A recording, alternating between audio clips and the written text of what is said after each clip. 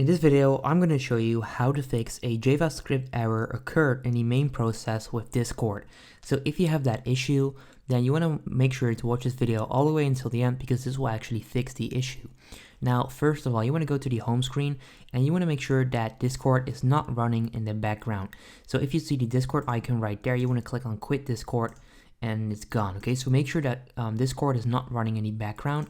Next up, type in the search bar %appdata %.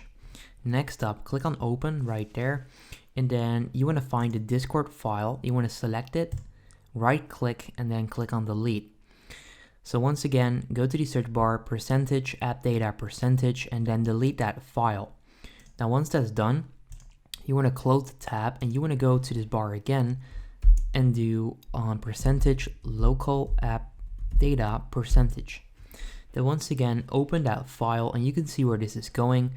Select Discord again, right click, and then click on delete, and then it's gonna delete that as well. Now this should actually fix the issue.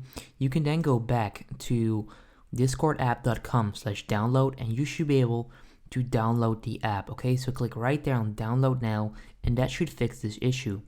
If this video helps you out, if this was valuable, then make sure you go ahead and leave a like. Let me know in the comments if this works.